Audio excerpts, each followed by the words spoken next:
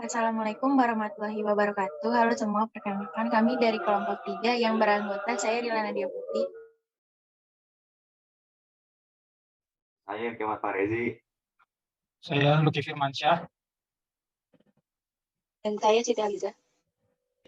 Di sini kami akan mempresentasikan hasil diskusi kami tentang perlawanan rakyat Aceh. Oke, yang pertama ada tokoh perang Aceh. Dalam pertempuran yang berlangsung lebih dari 3 dekade itu, muncul tokoh-tokoh perjuangan dan pemimpin perang Aceh.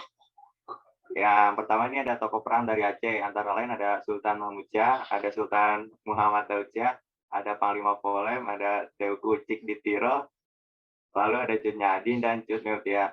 Dan ada juga tokoh perang dari Belanda, antara lain ada J.H.R. Kohler, Jan van Swieten, Johannes Pel, Karel van der Heijden, Henry Deweyne, lalu ada juga Jan Jacob Karel de Moulin, ada Godfried van Dalen, ada Johan Cornelis van der Wijk, dan Johannes Benedictus van Heus.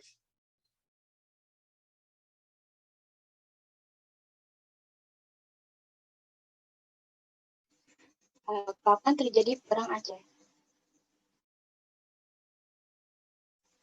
Lanjut.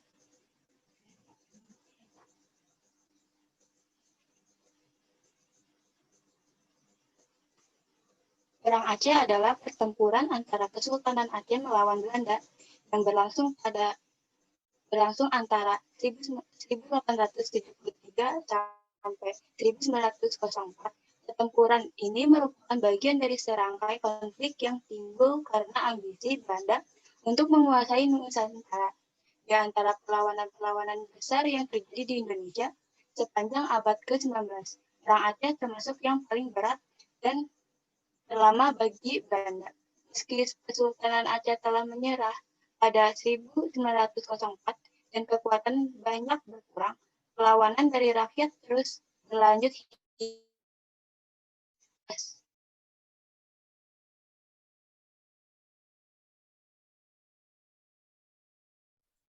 Yang ketiga, ada apa penyebab perang Aceh?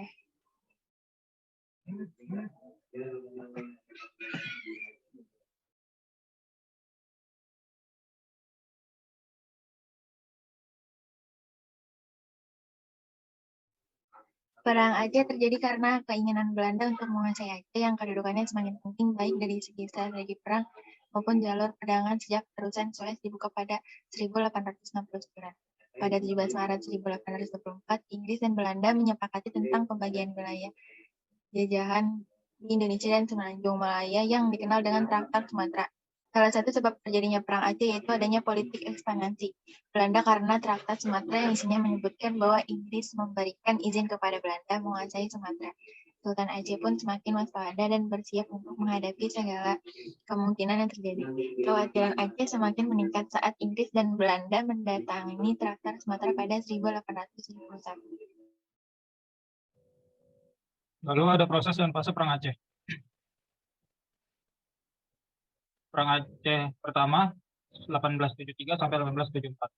Ibrahim Alfian dalam perang kolonial Belanda di Aceh 1977 menyebutkan bahwa perang diawali pada 26 Maret 1873. Ketika geladak kapal komando Citadel van Antwerpen secara resmi memaklumkan perang terhadap kerajaan Aceh Darussalam.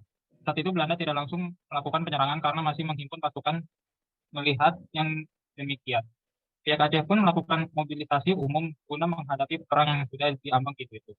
Akhirnya pada 6 April 1873 pasukan Belanda yang dipimpin oleh Jenderal J.H.R. Kohler berlabuh di pantai Seuremen, Aceh Barat. Ketika itu, pasukan Aceh yang dipimpin oleh Panglima Polim dan Sultan Mahmudsyah dengan semangat jihad fisabilillah langsung menggempur pasukan Belanda dengan meriam.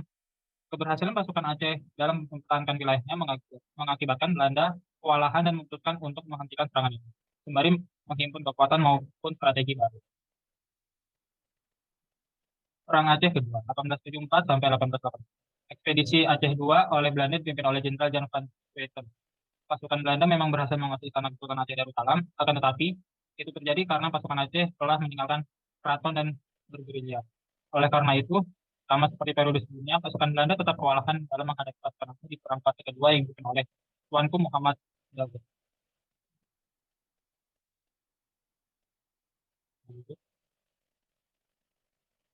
Perang Aceh ketiga 1881 sampai 1896. Masih dengan semangat jihad fisabilillah, para pejuang Aceh seperti Teguh Umar, Ki Dirito, Panglima Polim, dan Cut Nyakin berhasil memobilisasi rakyat Aceh untuk melakukan perang gerilya melawan Belanda. Alhasil, Belanda semakin kewalahan dengan taktik dan semangat perang dari rakyat Aceh. Pada 1891, Christian Snowdon yang merupakan ahli bahasa Arab dan Islam yang juga penasihat untuk urusan adat dari pemerintah kolonial datang ke Aceh. Sebagai orang yang paham tentang Islam, dia mendekati para ulama. Untuk menjadikan perang Belanda lebih terbantu karena ia menggunakan siasat menyerang dari dalam yang nantinya membuahkan hasil pendidikan. Bersamaan dengan kedatangan Snowfurgut, rakyat Aceh sedang merasakan duka yang mendalam karena kematian Teuku Dirito. Salah satu pemimpin Aceh lainnya, Teguh Umar, dikabarkan menyerah kepada Belanda. Namun itu ternyata hanya taktik untuk memperlemah kekuatan. Perang Aceh 4 dan akhir 1896 sampai 1910. Ketiadaan Teguh Umar tidak membuat semangat rakyat Aceh pada menghadapi Belanda. Dipimpin Cut Nyakin, istri Teguh Umar, dengan dibantu oleh pejuang wanita bernama Pote Taren, rakyat Aceh terus melakukan perlawanan. Hingga akhirnya Teguh Umar kembali bergabung dengan pasukan Aceh. Sayangnya pada 11 Februari 1899, Teguh Umar gugur di Membulo. Perjuangan pun kembali dilanjutkan oleh Cut Nyakin sama Pote Taren. Ibrahim Alfian dalam Perang di Jalan Allah. Perang Aceh 1803 sampai 1912.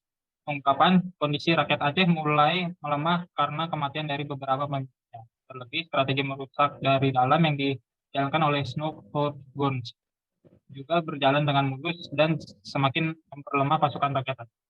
Tahun 1905, Cut Nyakin berhasil ditangkap dan kemudian wafat pada 1910. Kematian Cut Nyakin pun menjadi penanda berakhirnya Perang Aceh.